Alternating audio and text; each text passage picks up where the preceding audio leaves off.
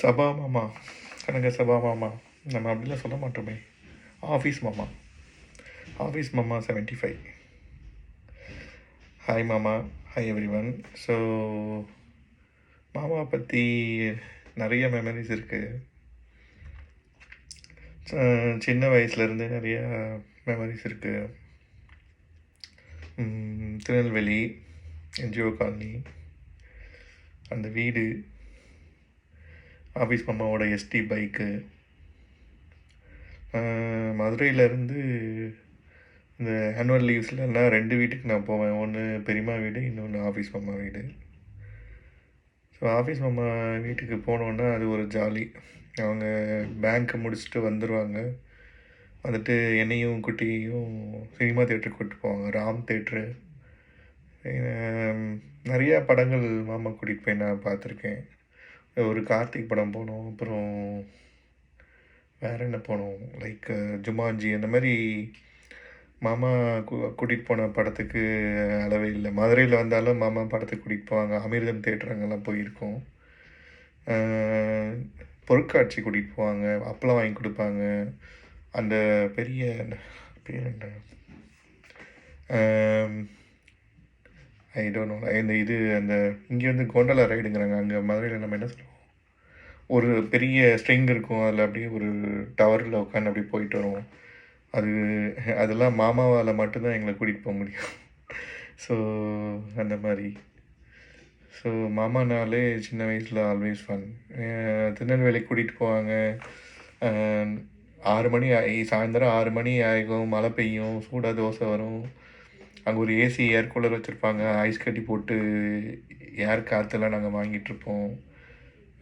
Cycle, கண்ணானாவோட cycle இருக்கும், அதை எடுத்து ஓட்டிக்கிட்டு இருப்பேன் நான். அது எம்டிபி, லைக் அந்த மாதிரி ஒரு சைக்கிள்.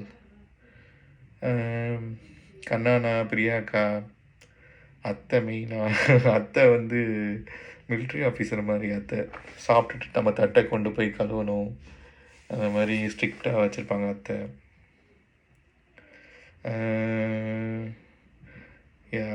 ஒரே ஒரு வருத்தம் அதுதான், அத்தை இருந்திருக்கலாம் கடைசி வரைக்கும். மாமா எனவே சாரி. நான் இப்போ 75 பர்த்டேக்கு நம்ம அத்தையை பற்றி நினச்சிக்கலாம், பட் வருத்தப்படுற மாதிரி எதுவும் பேச வேணாம்.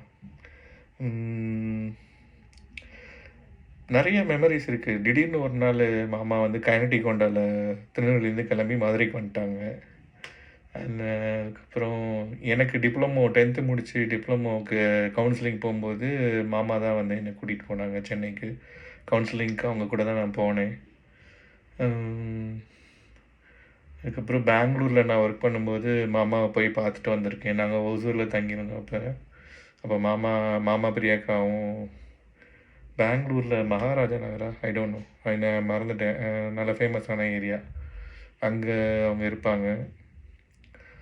மாமா வந்து எப்போவுமே ஒரு ரோல் மாடல் தான் மாமா. அதாவது அந்த காலத்தில் நான் மாடர்னாக பார்த்த ஒரு மனுஷன் அவர். லைக் ஃபங்க்லாம் வச்சுருப்பார். ஸோ அதாவது கமல்ஹாசன் மாதிரி அவர் வந்து அவரோட கெட்டப்பை மாற்றிக்கிட்டே இருப்பார். அவர் பெர்ஃப்யூம் போடுவார், எஸ்டி பைக்கில் போவார், இந்த மாதிரி நிறையா விஷயங்கள் இருக்குது.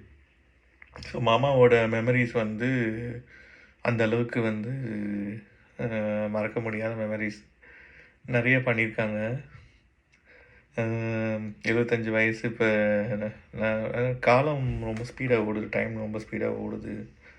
மாமாவுக்கு வயசாகிட்டே வருது. இப்போ கடைசியாக பார்க்கும்போது ரொம்ப ஒல்லி ஆகிட்டாங்க, மெலிஞ்சு போயிட்டாங்க. ஒரு கம்பீரமாக இருந்த ஆள் இப்போ ஒன்றும் சொல்ல முடியாது. எல்லாருக்கும் வயசாகுதுன்னா அந்த மாதிரி போகிறது பார்க்குறதுக்கு கஷ்டமாக தான் இருக்குது. ஐ மீன் உடம்பு ஊறி போகிறத பார்க்குறதுக்கு. நிறைய மெமரிஸ். மேபி ஏதாவது நான் மறந்துட்டேன்னா மன்னிச்சிருங்க. ஆக்சுவலாக எனக்கு நான் டக்குன்னு யோசித்த வரைக்கும் இது வரைக்கும் எனக்கு ஞாபகம் வந்துச்சு. So by sharing all these memories, I wish மாமா a very happy birthday, happy 75th birthday, and I wish him many more healthier and happier life. Thank you, Mama, for all your support.